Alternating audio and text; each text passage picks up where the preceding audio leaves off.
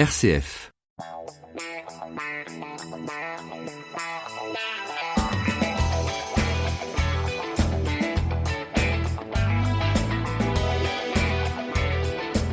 Et aujourd'hui, dans cette émission Tout un monde, on va parler d'un sujet qui n'est pas forcément connu et une association non plus qui n'est pas connue. Il s'agit de l'association des dépendants affectifs anonymes. Et pour nous en parler, 4 invités autour de cette table. Jean-Pierre, bonjour. Bonjour. Vous êtes le président de cette association des dépendants affectifs anonymes.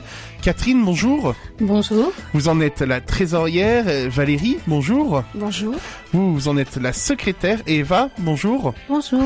Vous êtes donc membre de cette association des dépendants affectifs anonymes. Alors, je vais me tourner vers vous, Jean-Pierre, tout d'abord. Comment est née cette association des dépendants affectifs anonymes et qu'est-ce qu'on entend par dépendants affectifs anonymes ? Alors, l'association, tout d'abord, moi, suite à un effondrement de moi-même, je suis tombé dans l'enfer de l'alcool. Donc, j'ai été dans l'alcool pendant 2 ans et n'en pouvant plus, je me suis tourné vers une association qui s'appelle les Alcooliques Anonymes. Et suite à ça, j'ai arrêté de boire assez rapidement et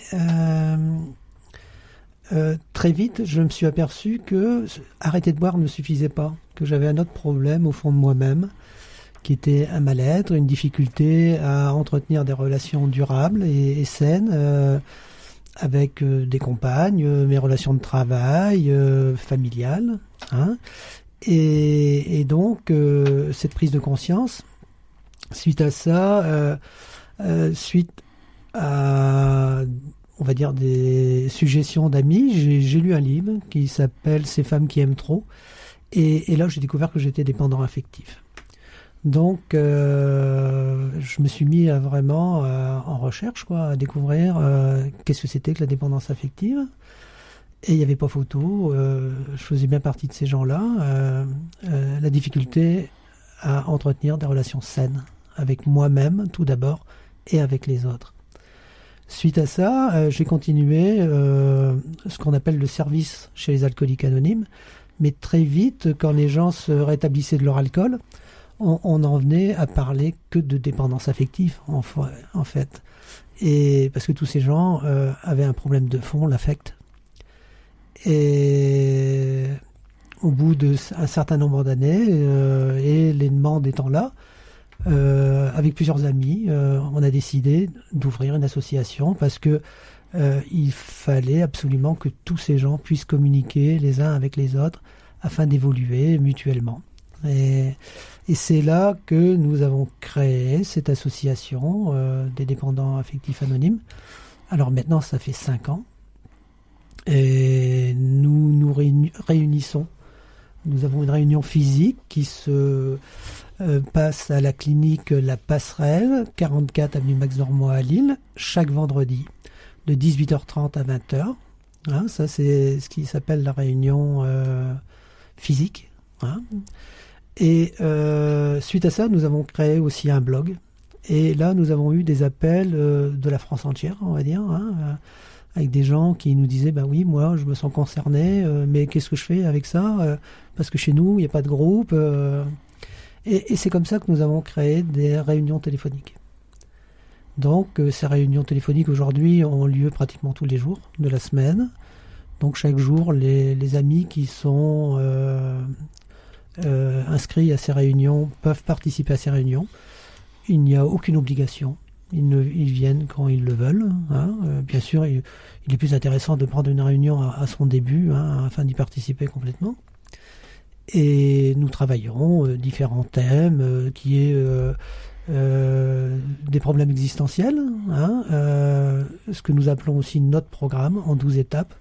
Les 12 étapes qui sont la découverte de nous-mêmes. On va aller à la recherche de nos dysfonctionnements, de ce qui nous fait tort dans la vie, la reconnaissance de soi et les traditions, qui est une façon de vivre en respect mutuel avec les autres.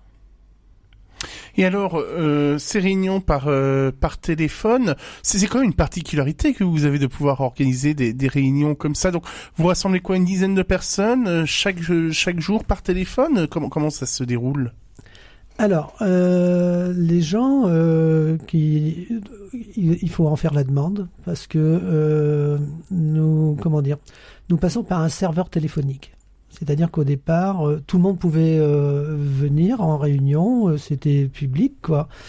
Mais on a eu affaire à des gens qui n'étaient pas tout à fait sérieux, ou des voyeurs, ou des gens, des fois malades psychologiquement. Et ça nuisait aux réunions. Donc maintenant, on demande aux gens de nous appeler pour les réunions téléphoniques. On a un petit entretien pour voir si les gens sont vraiment concernés par la dépendance affective. Hein. Et s'ils sont vraiment désireux de participer aux réunions, à ce moment-là, on les inscrit. Ils ont un code personnel, confidentiel pour eux, particulier. C'est-à-dire chacun est responsable de son code. Parce qu'on ne sait jamais, des gens peuvent être en instance de divorce, en conflit, et à ce moment-là, n'importe qui pourrait venir et écouter ce que les gens disent en réunion, tandis que là, non, c'est pas possible. Il faut être référencé pour la réunion téléphonique. Alors, je vais peut-être m'adresser maintenant à Catherine, Valérie et Eva. Vous, comment vous avez découvert cette association des dépendants affectifs anonymes? Alors, qui veut commencer pour nous partager son témoignage? Je ne sais pas, peut-être Eva? Oui, bonjour. Donc en fait, moi ce qui m'a amené à venir au groupe, c'est parce que j'ai vécu une série de relations affectives amoureuses très difficiles, où je me sentais de plus en plus mal, et disons que c'est cette répétition qui m'a fait comprendre que j'avais quelque chose qui ne fonctionnait pas en moi, parce qu'à chaque fois je me retrouvais dans des situations où je perdais mon identité, où je me sentais soumise, où j'étais comme dans une sorte de prison affective. Donc voilà, c'est le hasard qui a fait, j'ai discuté avec une psychologue, et puis elle m'a indiqué les coordonnées de l'association. Et c'est comme ça que je suis arrivée en réunion physique à Lille. Voilà. Et pour vous, Valérie? Pour moi, faire la connaissance du groupe des dépendants affectifs anonymes, avant, ça a été... j'ai fait partie d'un autre groupe qui s'appelle les alcooliques anonymes parce que j'avais une addiction à l'alcool, et en fait au fur et à mesure d'entendre des partages et d'écouter, en fait j'ai eu la réflexion de me dire bah oui, mais quand derrière cet alcool qu'il y avait autre chose, que la souffrance serait toujours là même si j'arrêtais ce produit. Et donc, je suis allée à la recherche en partageant avec des amis, j'ai découvert que j'étais dépendante affective, au bout du compte, et je suis allée à la recherche du groupe des dépendants affectifs anonymes. Quand j'ai entendu parler de la création, on m'a appelée, et j'ai été très heureuse de cette création, et surtout, ça a été un soulagement pour moi de me dire que juste, je vais plus être seule avec cette souffrance, et ça y est, quoi, ça va être l'ouverture à autre chose. Et voilà. Et pour vous, Catherine? Pour ma part, j'avais un fonctionnement depuis l'enfance qui était mensonge et hypocrisie. Et j'avais ce fonctionnement, je l'avais mis en place inconsciemment. Et à chaque fois, ça me provoquait beaucoup d'angoisse intérieure. Donc, j'ai fonctionné comme ça pendant une bonne quarantaine d'années. Et grâce à un autre groupe, une fraternité autre, des alcooliques anonymes, j'ai pu assister à un anniversaire une fois. Et donc, à cet anniversaire, j'ai pu voir autour de la table qu'il y avait des gens qui étaient vrais, qui parlaient vrai et qui disaient vraiment leur vérité, mais on ne les jugeait pas. Et là, c'était la révélation vraiment pour moi qu'on pouvait parler et être vrai en toutes circonstances. Donc j'ai pu voir que je pouvais transformer ça parce que à ce moment-là j'étais bien. Pendant 1 heure j'ai été bien, j'ai retrouvé une paix intérieure et donc j'ai voulu continuer dans ce sens-là. J'ai voulu que ma vie soit comme ça après. Donc j'ai été confrontée à mes dysfonctionnements.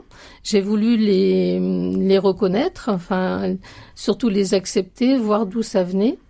Et j'ai compris que ça venait de mes croyances que j'avais personnellement, les croyances de mon entourage, de la société. Et j'ai commencé à rechercher à l'intérieur de moi pour les transformer. Pour transformer ces croyances en la paix intérieure qui s'est installée à l'intérieur de moi un peu à la fois, quoi. Donc, allez-y, finissez. J'ai voulu participer à des réunions et puis de jour en jour, cette paix s'est installée et voilà, et je continue. Donc on le voit avec le témoignage, vos 4 témoignages, que cette dépendance affective, elle vient de différents domaines, de l'enfance pour vous Catherine, aussi pour vous Eva avec une certaine méconnaissance de vous peut-être, et puis bon cette question de l'alcool aussi pour vous Jean-Pierre comme pour vous Valérie, mais donc on voit ça peut venir de n'importe où cette dépendance affective Jean-Pierre.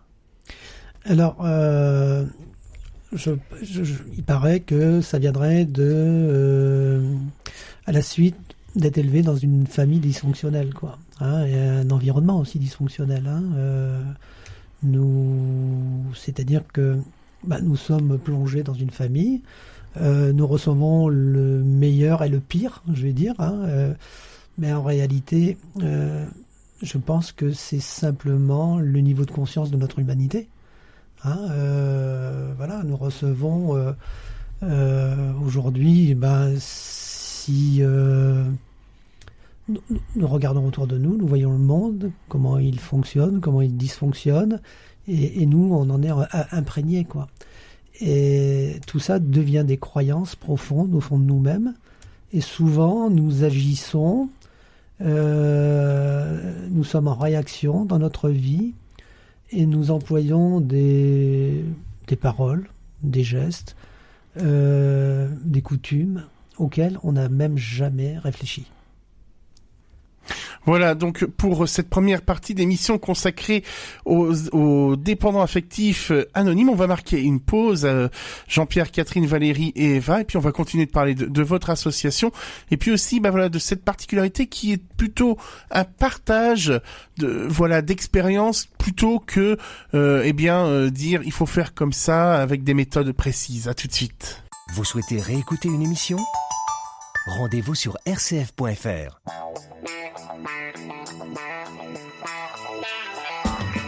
Tout un monde sur RCF Nord-de-France, David Mainfroy. Et nous continuons de parler de l'association des dépendants affectifs anonymes dans cette émission Tout un monde avec mes 4 invités, Jean-Pierre, Catherine, Valérie et Eva. Alors voilà, on a un petit peu présenté l'association en première partie et puis également qu'est-ce qu'on pouvait entendre par dépendants affectifs.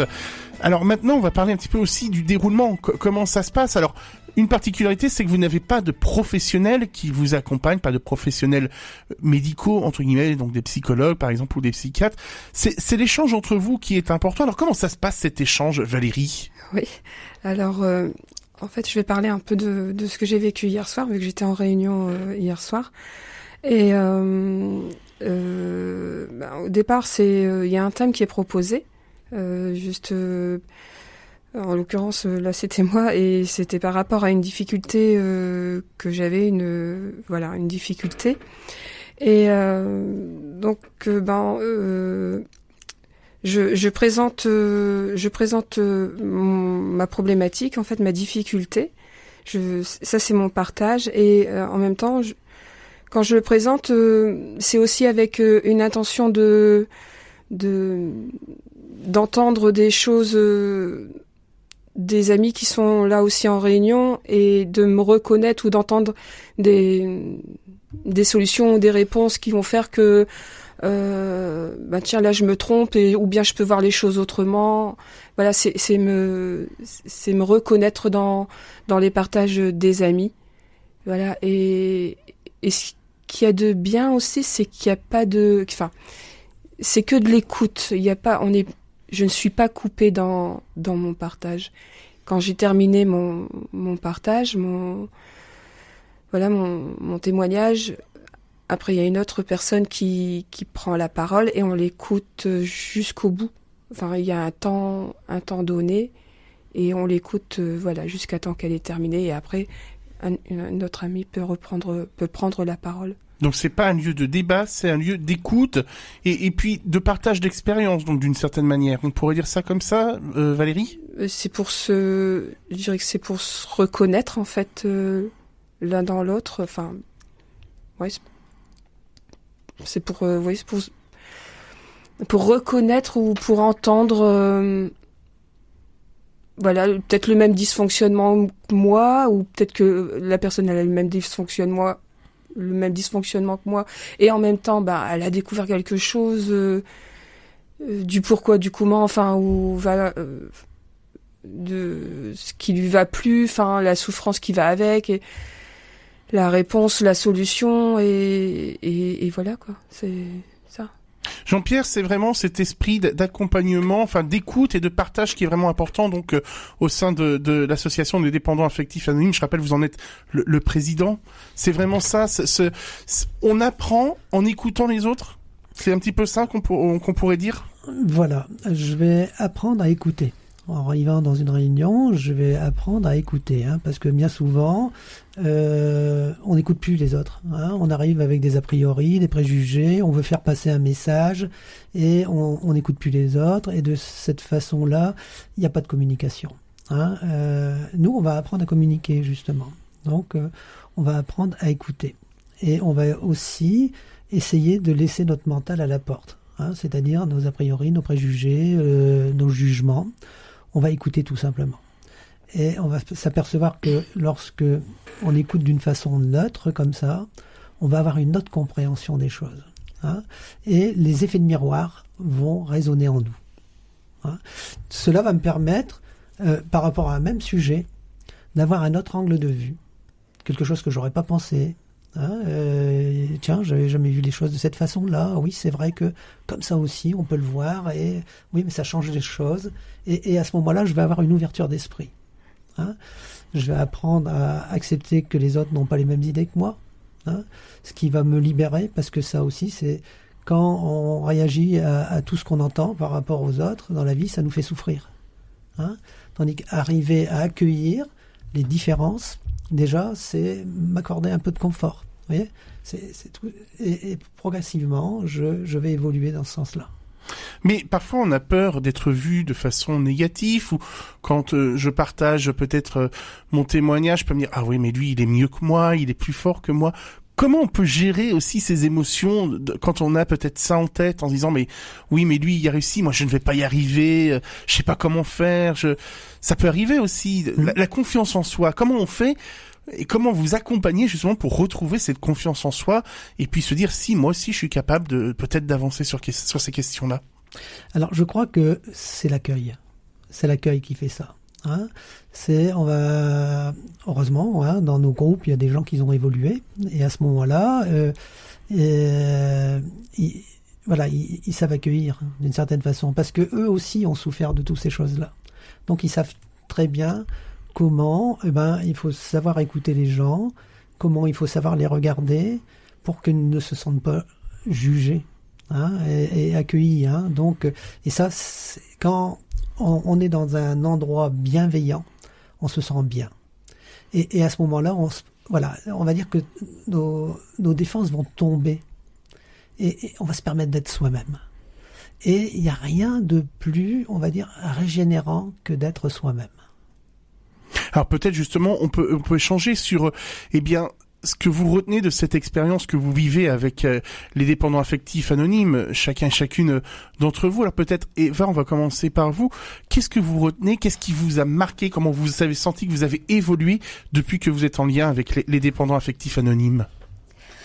Oui, alors en fait, le fait aussi dans la régularité, pour moi-même, c'est d'apprendre après dans mon quotidien à être plus en observation avec mes émotions, mes pensées, et c'est la remise en question en fait au quotidien, même pour les petites choses, c'est-à-dire que d'essayer de me regarder, d'être plus de prendre un peu de recul régulièrement pour être plus dans l'observation.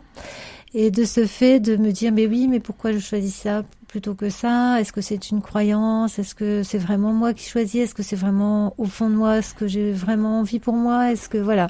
C'est des tas de petites choses que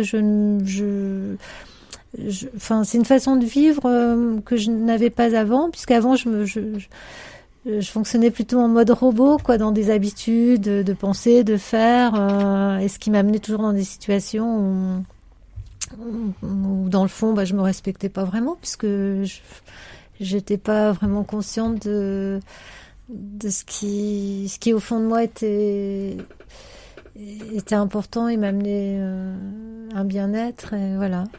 Donc c'est surtout cette remise en question au quotidien, parce qu'après le groupe, c'est vraiment bien pour écouter les partages, se voir en résonance, en miroir par rapport aux autres.